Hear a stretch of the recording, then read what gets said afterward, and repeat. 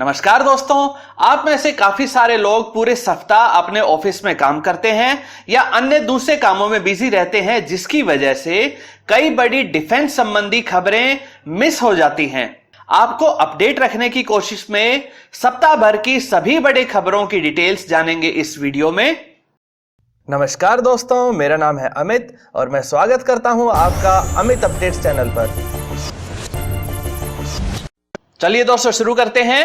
पहली बड़ी खबर राफेल फाइटर जेट को लेकर आ रही है। राफेल को दुनिया के सबसे बेहतरीन फाइटर जेट्स में गिने जाने का कारण है इसमें 300 किलोमीटर रेंज वाली मीटियोर मिसाइल का लगा होना, 500 किलोमीटर रेंज वाली ग्लाइडिंग मिसाइल्स और स्पेक्ट्रा जैसे बेहतरीन सेल्फ प्रोटेक्शन सिस्टम से लैस होने से राफेल मौजूदा समय में भारत के लिए एक गेम चेंजर साबित होगा। इंतजार खत्म हो रहा है और पहला राफेल फाइटर जेट 19 सितंबर को भारत को मिल जाएगा। खबर यह भी है कि फ्रांस मौजूदा 36 राफेल के अलावा भी 36 और फाइटर जेट को बेचना चाहता है और इनकी कीमत भी पहले के 36 राफेल फाइटर जेट से कम होगी। इसकी बड़ी वजह यह है कि इंडिया स्पेसिफिक बदलावों के लिए अब अलग से पैसा नहीं देना होगा। हालांकि जिस तरह से कावेरी इंजन प्रोग्राम में फ्रांस की सैफरन कंपनी ने वादा पूरा नहीं किया, उसे देखते हुए फ्रांस को और ज्यादा राफेल के कॉन्ट्रैक्ट मिलना बहुत मुश्किल होगा। अगली खबर S-400 एयर डिफेंस सिस्टम के बारे में है। S-400 दुनिया का सबसे अच्छा एयर डिफेंस सिस्टम माना जाता है, जो 400 किलोमीटर दूर से ही दुश्मन के fighter jet, drones, cruise missiles, helicopters आदि को ट्रैक करके अपनी हाइपरसोनिक स्पीड वाली मिसाइलों से डिस्ट्रॉय कर सकता है। पाकिस्तान के साथ मौजूदा टेंशन के माहौल में हमें S-400 जल्दी से जल्दी चाहिए, लेकिन अमेरिका द्वारा S-400 की पेमेंट के लिए डॉलर्स का इस्तेमाल नहीं करने संबंधी रुकावटों से यह खबर भी सामने आ रही थी कि S-400 की पहली यूनिट भारत को 2023 तक ही मिल पाएगी। लेकिन इसका तोड़ भारत और रशिया ने मिलकर निकाल लिया है। रशिया भारतीय रुपए में पेमेंट लेने को तैयार हो गया है और पहली किस्त भी रशिया पहुंच चुकी है। अब S-400 की पहली यूनिट हमें 2020 में ही मिल जाएगी। तीसरी बड़ी खबर पाकिस्तान की तरफ से है। पाकिस्तान लगातार कोशिश कर रहा है कि किसी भी तरीके से भारत के साथ लड़ाई का माहौल बना दे और फिर दुनिया भर के बड़े देशों को बीच बचाव करने के लिए सामने आना पड़े और तब पाकिस्तान अपने हिसाब से अपनी मनमानी शर्तों को भारत के J&K क्षेत्र में लागू करवा सके। इसके लिए कभी गजनवी नाम की न्यूक्लियर कैपेबल मिसाइल की टेस्टिंग कर रहा है, तो कभी अरब सागर में एक बड़ी नेवल एक्सरसाइज करता है, ताकि दुनिया का ध्यान किसी भी तरीके से एशिया के इस क्षेत्र से ना हटने पाए। हालांकि भारत की तरफ से बहुत ही संयम वाला बर्ताव किया जा रहा है, ताकि बिना वजह की लड़ाई में पड़ने की जगह दोनों देश तरक्की कर सके और अपने देश के लिए भलाई का काम कर सकें। इंटरनेशनल फोरम्स पर भी भारत अपने आंतरिक मसलों को लेकर किसी भी तरह के दबाव में आने के मूड में नहीं है। ऐसा नहीं है कि भारत को केवल पाकिस्तान से ही चुनौती मिल रही है। चाइना भी लगातार भारत की तैयारियों पर पैनी नजर रखने के लिए अपने सबसे advanced electronic surveillance ship 815G को लगातार अंडमान व निकोबार आइलैंड के नजदीक भेज रहा है। अंडमान व निकोबार के पोर्ट ब्लेयर क्षेत्र में भारत की तीनों सेनाओं का एक कमांड सेंटर मौजूद है। हालांकि भारतीय सैटेलाइट्स व नेवल रडार्स ने आसानी से इस चाइनीज जहाज को ट्रैक कर लिया था, लेकिन फिलहाल चिंता की बात इसलिए है क्योंकि इंडियन ओशन में लगातार चाइनीज गतिविधियां बढ़ती जा रही हैं। चाइना पाकिस्तान को भी कई तरह के नेवल शिप्स और सबमरीन भी उपलब्ध करवा रहा है। चाइना पाकिस्तान को JF-17 फाइटर जेट भी दे रहा है, हालांकि वह खुद इन्हें इस्तेमाल नहीं करता है। पांचवी बड़ी खबर चंद्रयान 2 के अपडेट को लेकर है। चंद्रयान पूरी एक्यूरेसी के साथ धीरे धीरे पृथ्वी से दूर होकर चंद्रमा की कक्षा में पहुंच चुका है और अब इसका विक्रम नाम का लैंडर इससे अलग हो चुका है। जहां ऑर्बिटर लगातार चंद्रमा के चक्कर लगाता रहेगा, वहीं विक्रम लैंडर 7 सितंबर को चंद्रमा के ऊपर लैंड करेगा और फिर इसमें बंद प्रज्ञान नाम का रोवर बाहर निकलेगा, जो चंद्रमा की सतह पर अपने खोजी अभियान को अंजाम देगा। भारत के चंद्रयान 2 का पूरा बजट मात्र 1000 करोड़ रुपए का है, जबकि दूसरे देश इस तरह के प्रोजेक्ट को 20,000 करोड़ रुपए तक खर्च करके ही पूरा कर पाए हैं। इंडियन स्पेस रिसर्च ऑर्गेनाइजेशन यानी कि इसरो अपने एस्ट्रोनॉट्स को भी 2021 में अंतरिक्ष में भेजेगा।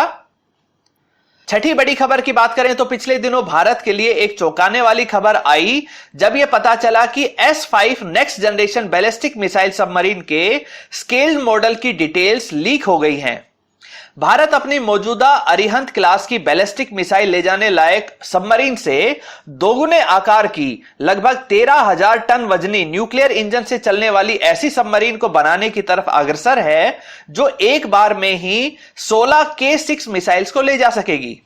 K6 मिसाइल्स की रेंज 8,000 किलोमीटर से भी ज्यादा रहेगी। सबमरीन से ही जुड़ी हुई एक और खबर भी है। स्कॉर्पियन क्लास की दूसरी पनडुब्बी जिसे INS खंडेरी का नाम दिया गया है, यह पूरी तरह से तैयार है और इसके सारे सी ट्रायल्स पूरे हो चुके हैं।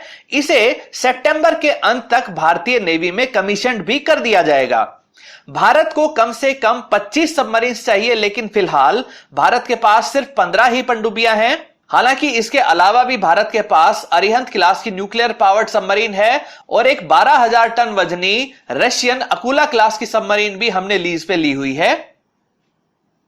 अगली खबर हिंदुस्तान एरोनॉटिकल लिमिटेड यानी कि HAL की तरफ से है। वैसे तो HAL को तेजस की कीमत व इसे बनाने में लगातार हो रही देरी के कारण अक्सर आलोचना का शिकार होना पड़ता है, लेकिन इस बार HAL को एक बड़ी कामयाबी मिली है। European union aviation safety agency ने HAL द्वारा बनाए गए डॉर्नियर 228 एयरक्राफ्ट को पूरी तरह से काबिल व सख्त यूरोपियन कानूनों के हिसाब से भी दमदार पाया है। इसे यूरोपियन देशों में कमर्शियल तौर पर उड़ाने की परमिशन मिल गई है। यह 19 सीटर HAL डॉर्नियर 228 हवाई जहाज बहुत सारे काम कर सकता है, जिसमें कोस्ट गार्ड, समुद्री क्षेत्र की निगरानी, एयर टैक्सी की तरह इस्तेमाल आदि शामिल है। इसकी खासियत यह है कि यह छोटे से रनवे से भी उड़ान भर सकता है और इसे उतरने के लिए भी ज्यादा बड़े रनवे की आवश्यकता नहीं होती है। इस परमिशन के मिल जाने से इस विमान को आसानी से यूरोपियन ऑपरेटर्स को बेचा जा सकेगा। भारत में भी यह विमान दूर दराज के छोटे शहरों को महानगरों से जोड़ने में अहम भूमिका निभा सकता है। अगर ठीक से डॉर्नियर 228 की मार्केटिंग की जाए तो इससे HAL काफी प्रॉफिट कमा सकता है। आठवीं बड़ी खबर की बात करें तो लाइट अटैक हेलीकॉप्टर की कैटेगरी में भारत ने एक अच्छा हेलीकॉप्टर बना लिया है जिसे रुद्रा नाम दिया गया है। लेकिन आपको जानकर हैरानी होगी कि इस अटैक हेलीकॉप्टर के पास अटैक करने के लिए मिसाइल्स ही नहीं है। इसके लिए 450 मिस्ट्रेल मिसाइल्स को 3,000 करोड़ रुपए की कीमत पर खरीदा जाना था, लेकिन फ्रेंच कंपनी MBDA इन मिसाइल्स को सुरक्षित रखने के लिए जो बंकर बनाने वाली थी, उसकी कीमत को लेकर दोनों देशों के बीच एक कॉन्ट्रैक्ट साइन नहीं होने के कारण ये मिसाइल्स अभी तक रुद्रा हेलीकॉप्टर में नहीं लग पाई हैं। फ्रेंच MBDA कंपनी इन मिसाइल्स को सुरक्षित रखने के लिए बनने वाले 11 स्टोरेज शेल्टर्स की काफी कीमत मांग रही है और इसीलिए 11 जगह की बजाय सिर्फ 5 जगह पर ही इन मिसाइलों को रखा जाएगा। जहां भारतीय सरकार इन शेल्टर्स के लिए 200 करोड़ रुपए दे रही है तो MBDA काफी ज्यादा कीमत मांग रही है। हालांकि अब माना जा रहा है कि बेंचमार्क कीमत यानी कि 200 करोड़ रुपए को कुछ बढ़ाकर इस समस्या को खत्म किया जा रहा है ताकि रुद्रा हेलीकॉप्टर वाकई में अटैक हेलीकॉप्टर बन सके।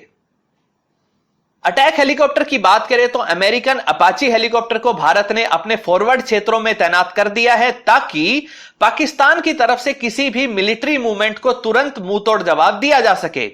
अपाची में फायर कंट्रोल रडार होने के साथ साथ टैंक व आर्टिलरी के ऊपर सटीक निशाना लगाने वाली मिसाइल्स भी तैनात हैं।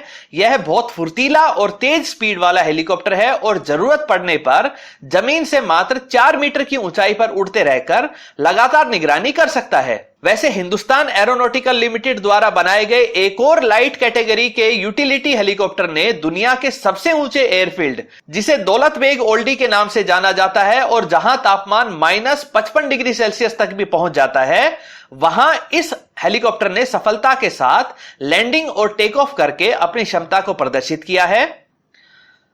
10वीं और अंतिम खबर में बात करते हैं भारत द्वारा जापान के पुराने F-15 को खरीदने के बारे में। जापान ने अमेरिका के F-15 ईगल के लाइसेंस्ड वर्जन को अपने ही देश में बनाया था।